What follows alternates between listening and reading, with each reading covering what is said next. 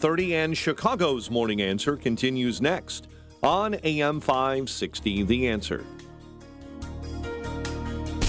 Now, from the Signature Bank Studios,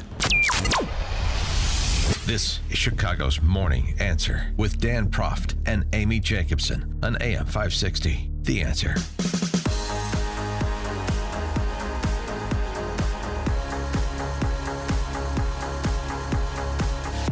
Top of the morning, Dan and Amy. We haven't talked about Georgia as much as some of the other battleground states, but Trump did pass through there the other day. He was in Macon, I think, with Herschel Walker. So what do we know about the early vote in Georgia? Well, as of the end of last week, the early vote in Georgia was plus 300, round numbers, plus 320,000 for Republicans, after it was minus 120,000 for Republicans in 2020. So, I mean, that's good news. 440,000 vote delta. But, you know, what does that tell us exactly in terms of what is happening in the Peach State? Well, let's get some additional perspective. Janelle King is a Republican member of Georgia's State Board of Elections. She's also former deputy director of the Georgia Republican Party. She joins us now. Janelle, thanks for being with us. Appreciate it. Yeah. So the those early vote totals, what's your explanation, handle? What's the impact? Yeah, so amongst all of the controversy that took place during the 2020 election cycle, something that we didn't talk about much was the number of Republicans who set out, you know, the number of Republicans who didn't feel confident in the election process. So they, just opted not to participate. Well, I think what we're seeing is those Republicans come back to the voting booth, as well as we are recognizing that there are low propensity voters that are now starting to turn out. These are voters who have voted maybe once or twice. When they typically vote, it's typically, in a presidential or a major election.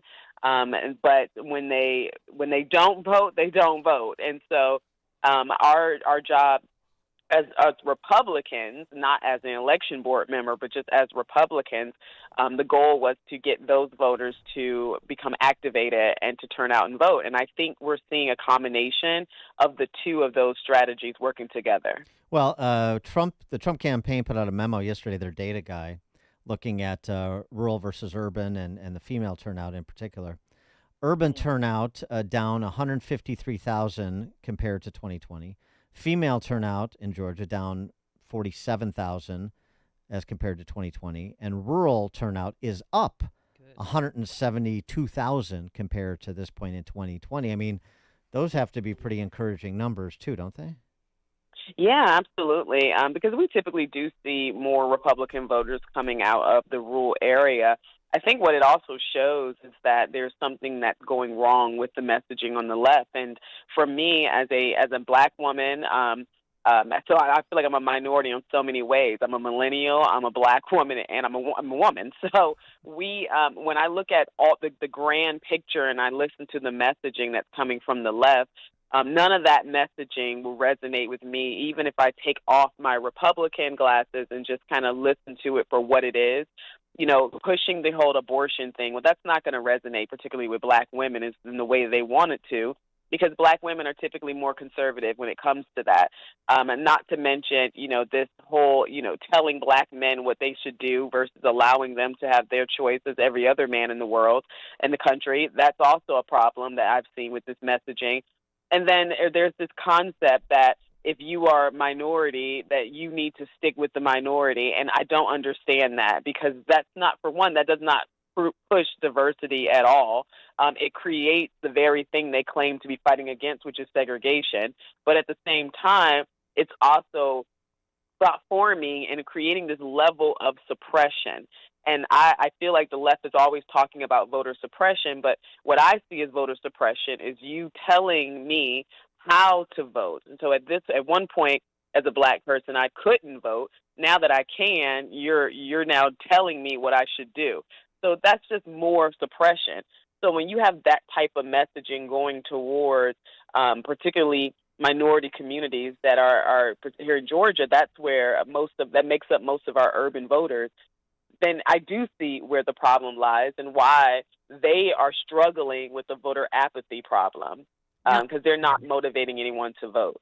all right. Now, after the 2020 election, Attorney Cleta Mitchell had said that there were tens of thousands, and Dan helped me out with the exact number, of mail-in ballots that were associated with properties that were vacant. Since the 2020 election, has Fulton County, has other counties in Georgia cleaned their voter rolls? Well, and I wish I had better news, but we fought extremely hard on the election board this cycle to try to address and mitigate some of these challenges. Unfortunately, there were judges that did not see the importance of what we were doing, and to be quite frank with you, I don't think they fully understood exactly what our role is. And one particular judge, I would say, that stands out, Judge Cox, who ruled that all of our rules that we had passed were unconstitutional, although these were rules that were already being implemented. We were simply creating uniformity. So he wasn't aware of what our process currently is in order to make that ruling. But that being said, the voter rolls has been the topic of discussion this entire cycle, and I wish I had better news, but I don't think that the voter rolls are as cleaned up as we would like it to be. I don't know why this is a problem. I'm still hearing from people who are telling me that they believe they're on the voter roll and they have moved and they voted in other states. And I just don't know why our Secretary of State won't take the initiative to address this matter. So with that being said, as a board, I know we are watching the absentee process very, very closely, and as much as we can from our perspective, but I don't have a lot of confidence in our voter rolls and whether it's cleaned up enough to not cause a problem. So when Brad Raffensperger, you're talking about your Secretary of State, we were just talking about earlier, he co-authored an op-ed in the Wall Street Journal basically arguing that there's going to be some mistakes and some things happen around the country, but basically trust the count. Are you saying that you don't trust the count tonight in Georgia? That I'm walking into Election Day with the hopes of being able to trust it, if everything makes sense, I don't want to, by any means, cause any type of, chaos or concern that unnecessarily. But I must be honest that when I do see some open areas in our process, that does cause or lead to a bit of concern. But again, I'm aware that these are just, open areas. And I'm hoping that by having the right number of poll workers on the ground, by having the right number of attorneys around on the ground, and then our process of where I'm allowing people to email me directly in real time their complaints so that we can address it immediately if possible. I'm hopeful that these processes will help mitigate some of those challenges that I have concerns about. Is the Republican Party doing a better job than they did in 2020? I saw this release that from the Georgia Republican Party calling on Fulton County for planning to illegally accept ballots. They were planning to open 4 election offices this past weekend to accommodate voters seeking to hand return their absentee ballots, which the party argues is in violation of the law. They called on state officials to take action to stop this. What do we know? So that the Supreme Court ruled against that. Our Georgia Supreme Court got involved and ruled against having new locations. I was not by any means in support of that, and I know that was voiced and communicated to other board members as well, that I think we need to address this. But that's a perfect example of us being on top of what's going on and paying attention to it. I haven't gotten any type of briefing or updates as of today, but I'm hopeful that will not be a problem.